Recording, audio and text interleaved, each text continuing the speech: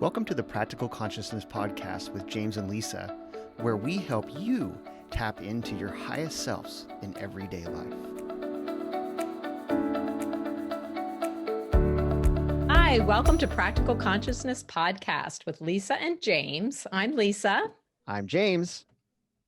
And we have a guest today. Woohoo! We have Woo-hoo! Laurie Carlson. Yay! Laurie Carlson is joining us from Finding Spring Coaching. Laurie is a life coach for empaths and highly sensitive women who are tired of living in overwhelm and exhaustion. They're ready to have a vivacious life from their strengths. Laurie brings her over 30 years of experience as a psychiatric nurse, a social worker, and a corporate training project manager to her work as a coach. That's just so impressive. When I read that, I was like, wow, what a background. Yeah, I know. So Laurie herself is an emotional and intuitive empath and highly sensitive person herself. So she has a keen awareness of what sensitive life is like. Laurie is also a mom of 4 highly sensitive almost grown kids. Wow. That's an adventure for her. She has not, when she's not working, she likes to try recipes that have lemon as the main ingredient, one of my favorites. She reads historical fiction and self-help books and is learning all that she can about her Danish ancestors' tradition of, is it Hygge? Hygge, yeah. Ooga. Coziness. Sounds nice. Yeah.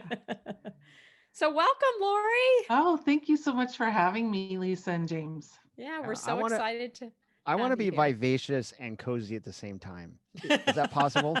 Yes, I Okay. encourage it. All right. Seems like oxymoron, but I digress. Keep No, I don't think so at all. I think I am vivacious and cozy. So, It can be done then. Yeah. All right. Okay. So, Laurie, help our listeners understand, what is an empath? What is a highly sensitive person? Are they the same? Are they different? Let's just start there, because some people will be like, what are you talking about? Absolutely. Great place to start. So they are 2 different things. Highly sensitives, and from my current understanding, so I always say that because we're always learning about these 2 traits, is that they operate on a spectrum. And high sensitivity was discovered by Dr. Elaine Aron, excuse me, in the 90s.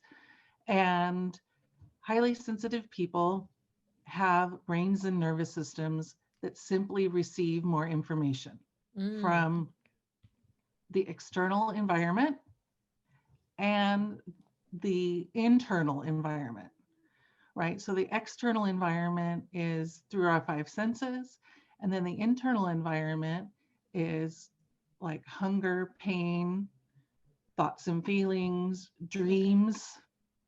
Emotions, part of that? Yeah, thoughts and feelings. Okay, Emotions. gotcha.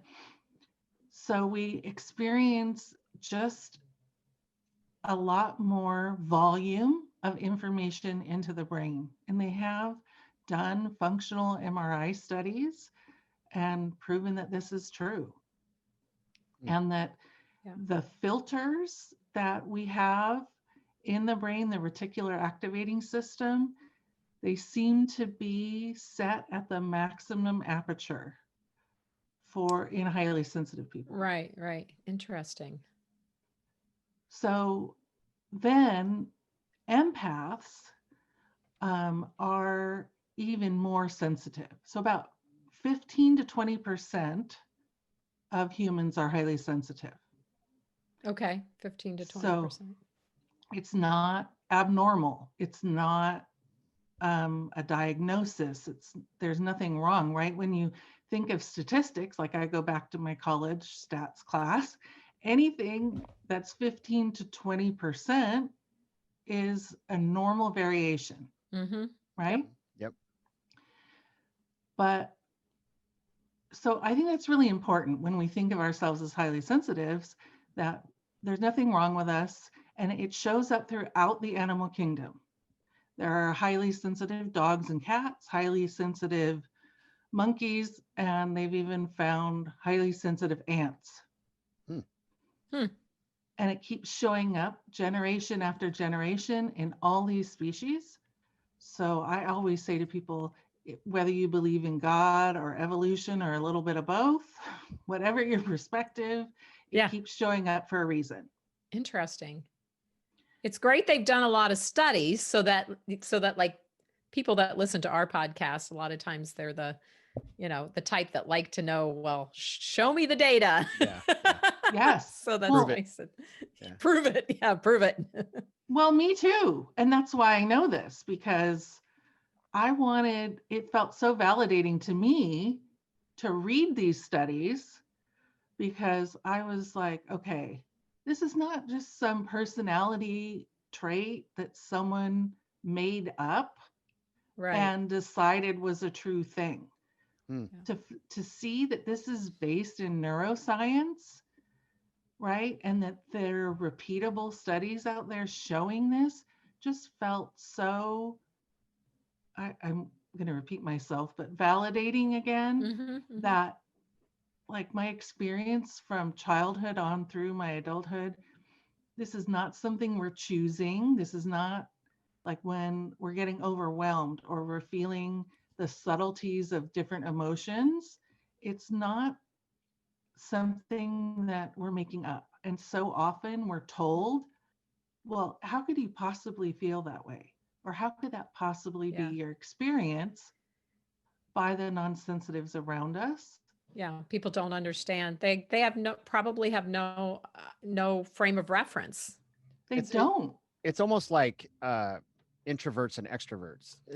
Yes. A lot of Yeah. people used to think that an introvert or was a choice they were making or a Yeah. condition. It's how their brain functions, right? And Exactly. Mhm. um, I think of it in that terms. What the way you described it's like I'm an extrovert, and I don't understand introverts. And for an introvert to be around me as an extrovert, it's very challenging for them. It's more challenging for them than it is for me to be around them, right? I imagine it's the same for a highly sensitive as well. Similar. Is it? It's the same or similar there? It can be. And what's interesting that you bring that up about introverts and extroverts is a lot of people get introversion and highly sensitive mixed up, Ah. Ah. and they're not the same, Hmm. because highly sensitives can hang back, let's say in a new social situation, and observe how things are going for a little bit. And that can be perceived as shyness when it's not. I see. Mm, It's a highly sensitive person just getting the lay of the land before they dive in. got it. And um, so 70% of highly sensitives are introverted as well, Oh and wow. Oh, okay. Wow. about 30% are extroverted. Interesting. And I happen to be an extroverted, highly sensitive, Ah. which actually I believe made it harder for me to find out that I was highly sensitive. I didn't find out till I was 48 years old Okay. that I was highly sensitive. I was going to ask you that how when you found out and how you found out, because that's valuable for listeners too to know. Well, I'm already in my 50s, so it's too late for me to make any changes in the way I live life. No. I'm not changing now. Well, or it's just too hard. It's too hard. But I would imagine that, like you were saying, use the word validating, or just, I would imagine it feels very opening and freeing Yeah. to have that revelation of, Big okay, relief. Yes. Yeah, I imagine it's a yeah, big relief to hear that. Yeah. Yeah, I was really actually stuck in my business as an entrepreneur, and um, feeling like I have these obstacles, and I'm like, I am a smart person. I am a capable and determined person. And like, why can't I've been able to figure everything else out in my life. Why can't I figure this out? hmm Hmm. And I knew I had all of the book knowledge that I needed, Yeah. but why couldn't, and also being an extrovert, like, why can't I make this go? So how did you And discover it? Sorry, I cut you off. Sorry. oh, that's okay. I discovered it because I was so blocked and so just flummoxed by the whole thing. I decided to do a month-long coaching intensive where I coached with this woman every single day. Wow. And yeah, because I was like, I'm determined, you see. This is right. So I was like, You probably have Taurus in your chart. I like astrology. That's like, it's like stubborn and determined. I don't know. I'm stubborn, but in a good way, right? Yeah. Yeah. Like Get things committed. done. Get Well, things but done. I'm also committed to helping empaths and highly sensitive people. I didn't know that quite yet, but I'm determined. I was determined to have a successful coaching business because I knew I am called to this work. Hmm. So I was like, okay, I don't know what's in my way, but I need to figure this out. Yeah. So I did this daily coaching. And through that, I mean, she didn't tell me I was highly sensitive, but it was revealed to me. And I was like, oh my gosh, this is the thing. Wow. This is the thing. And it just opened everything up that I need to live my life differently, that I hadn't been supporting myself as a sensitive or as an empath, which, by the way, I haven't described yet. I haven't answered Right. that I know. question. I know. Sorry, we're I so know. fascinated by the highly sensitive. It's like Lots of questions. we're both going like, on in the ooh, head. what? Yeah. Well, let's get So, to that. Yeah. yeah. So empaths are even more sensitive, and empaths make up about 2 to 3% of the population. At least that's when I read, that's the current estimate. Wow. Okay. There isn't a lot of data behind that. So Okay. this is empath is a lot more anecdotal. I see. So the difference between highly sensitives and empaths is a highly sensitive is having this experience for themselves. An empath is really like, I'm an emotional empath. And what that means is I'm absorbing other people's emotions. Yeah, I am too. And I know how that feels. I can't imagine being both highly sensitive and an empath, because now it's like Yeah. your stuff. Especially and highly sensitive and an emotional empath. yeah, That's yeah, hard. yeah. Well, I didn't know it was hard. I've been this way my whole life. Right. Right. Yeah. So here I am having all of my feelings. And then I didn't know that other people didn't absorb other people's feelings. Mm-hmm. Yeah. It just felt normal to me Mm-hmm. until I start reading about it. I was like, what do you mean you don't absorb other people's feelings? Right? Yeah. So there's emotional empaths, then there's intuitive empaths, and under intuitive empaths, there's different kinds. So there's people who are, say, mediums who receive messages from the other side, people who receive, I'm not that kind of empath, people who receive information about people in real time, which is kind of what I get. And it's called a telepathic empath, but that sounds, I don't like that word. I need to come up with a different word. Coin your 'Cause own phrase. I don't read people's minds. That's not what it is. It's when I'm with someone and I have a deep connection with them, a coaching client or a close friend, Yeah. sometimes I will receive an intuitive, Yeah. I call it a hit. James and I are pretty much the same way. We both are very open to the universe, and Yes. we get stuff and we're like, where did that come from? It came out of Yeah. my mouth and I don't even know where it came from, but it helped my client. Yeah. Right. Yeah. Yeah. And sometimes I will get very direct things. I've even called it the Jesus phone, where it's like, I experienced one time like this light flashing, and I was like, hello. It felt like the universe or God was Calling calling you. Hello. And then I was receiving a message for a client of mine, tell so and so this message right Oh, now. I love that. Okay. And then I texted this client and she says, well, how did you know I needed to hear that right now? And I'm like, well, God.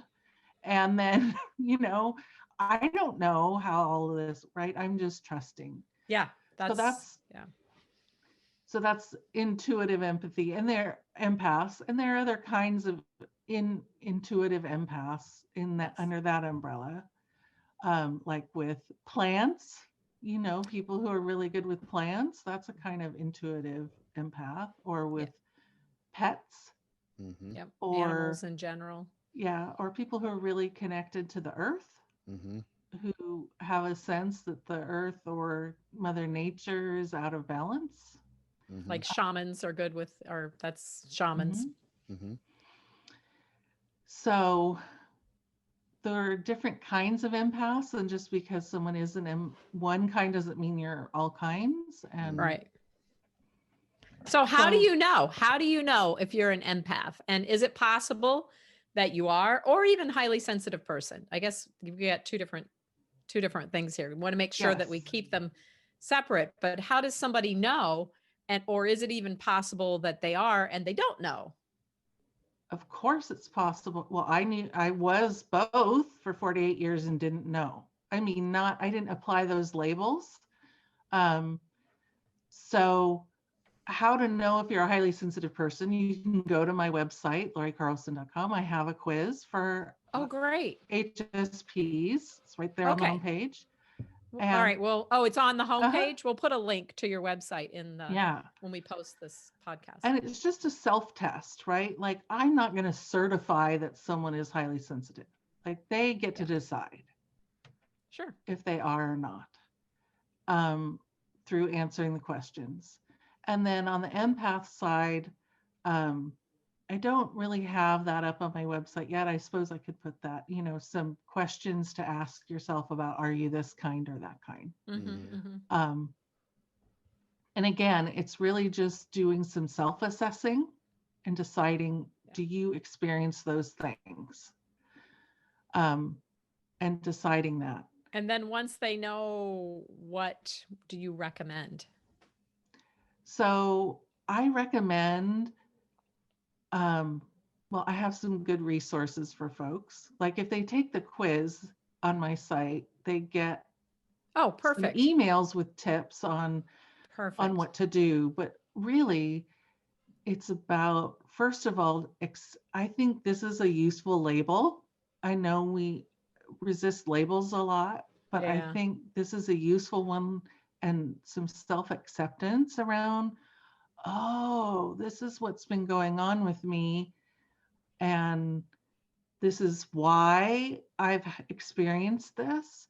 And then Yeah. really just some compassion. Like, Yeah. It seems like there can oh, be more acceptance and, like you say, compassion and just permission Ah, yes, instead of judging yourself for right. being so sensitive or reacting in certain ways. And yeah. Laurie, I'm curious. What's if you in your case, if you're highly sensitive and you don't know it, and you think something's wrong with you or whatever, how does it show up in your life in a negative way? Yeah. So in a negative way, like I was a big rule follower. Oh. So generally people who are big rule followers are highly sensitive. And the reason I say that is they are rule followers because they're trying to feel safe. Well, Yeah. if I just follow all of these rules, and if I Mm-hmm. do it like this, I'll be okay. Hmm. Because we get so much coming at us all the time, having these external or societal rules or cultural rules, or if I do it this way at work or at school, I was a really good student, right? If I really overperform, then that's the way of feeling in control, Yeah. because Hmm. my brain feels out of control. Interesting. So that's one way. Um, Another thing is feeling like you can't handle it. Like if you talk to yourself all the time, like, I can't handle it. This is too much for me. Even if you don't ever say that out loud. Mm-hmm. Um, Yeah. being Like kind of overwhelm, you mean? Just sort of feeling overwhelmed in general of situations and life. yeah, yeah. Okay. And kind How of about skating. positive? Let's go with positive. What are some like, what are some of the things that that you see it as a gift in your Oh yeah, your life? definitely. So, definitely being able to see things about people that they don't see about themselves, and and using that to help people. Love that. um, I have had people sit down next to me and tell me their whole life story that I don't even know. Yeah, that Mhm. happens to me too. Right, of course it They does. they tell me how much money they make and if they're having marital problems, like everything. And I'm like, I don't know if I want to know this. So that can go either way, right? Because that can be really like cool, and it can be kind of overwhelming. Like, Yeah. that's a lot of detail. Well, And because it feels, for me, sometimes it feels like a little bit of pressure. Maybe because I'm a coach, like, do I need to start coaching this person? They're not a client, but, seems like they need help. the That's answer is no. You Okay. don't need to coach a person. And I Yeah, think this, that's a pitfall a lot of us highly sensitives and empaths fall into. And I say this a lot. Just because you can see what's going on with someone else and or feel their feelings doesn't mean you have to do anything about it. yeah. That's a permission slip that any empath or highly sensitive person needs to know they have. Big Always. time. Yeah. Yeah. I imagine that's probably like one of the big revelations for these people, to be to a freeing thing, to be like, oh, like, relax. I can relax. The I weight of the world is off my shoulders. right, exactly. Exactly. Laurie, I'm curious. Are you familiar with human design? Just a little bit. I Okay. haven't read I'm I'm about it I'm a I'm lot. really curious. I have to look it up, but I'm wondering if your emotion center is open, undefined, and that's why you experience a lot of the emotional empathic pieces. It is because you're not. It's you're conditioned by everybody else, and so what I hear a lot of emotional empaths talk about is how they can't they can't tell it's not them. Yeah, It's like, that used to happen to me a lot. yeah, I wouldn't know. That was freeing for me. When I finally realized that everything I was feeling was not mine, oh my gosh, so freeing. So now I pay attention. Now, I teach workshops on energy and help people understand, the energy of the world and themselves and other people. And that just really helped me a lot, to be able to sense, oh, that's not mine. I'm Yeah. feeling it, but it's not mine. I teach that too. And I have a little tip about that I'd be happy to share. Oh, that'd be great. Yeah, because Yeah. we love to have tips for our listeners. yeah. Yeah. So an energy tip that I have, someone asked me to describe how did I distinguish other people's emotions from mine. And the best way I can think of it is, you know how when you go into someone else's house and it just smells different, Mm-hmm. Mm-hmm. Yeah. right? Because they use different soaps and whatever. To me, other people's emotions are like that. They have a different quality to Oh, them. yeah. Mm. Yeah. They do. They're not like home. Yeah. And so when I'm checking to see, like, all of a sudden I feel sad and I don't know why, I will check in with the emotion and I'd be like, like, does this smell like someone else's laundry or my laundry? Like, Yeah. does, That's a great way to, yeah. and am I in someone else's house? And And then if it's not mine, I just gently like say, like return to sender. I imagine myself stamping it with like the post office stamp, return to sender, I love that. and let it go. Yeah. It's So, amazing what we can do with our imaginations. I like these visuals that you're giving, like Yeah. mhm. someone else's laundry or somebody else's house. For me, it's always the dryer sheets or laundry Yeah. detergent. Like whenever I'm around somebody, I can, oh, that's Tide and that's, whatever. I can just smell everybody's. Yeah. Anyway, so the visual's nice. And also with the stamping and return to sender. It's not Yeah. mine. And I just do it Love that. in my mind, and then I feel it leave, right? Mhm. And I Yeah. don't Yeah. have to process it or hold on to it, because this idea that we can process other people's emotions is it's not true. Mm-mm. Yeah. No. And a lot of empaths walk around carrying other people's emotions, and they try to process other people's emotions Yeah. and then wonder why they can't. Yeah. Yeah. And it's like, because it's impossible. And probably wonder why they're so exhausted all the time. Yes, that's another sign that, Yeah. well, I mean, being exhausted all the time is a sign that you're an empath or a highly sensitive person. Yeah. And you're like, why am I so tired? It might Mm. not be something medical, it might be Yeah. something energetic, like Energetic. this. Yeah. This is all such great information.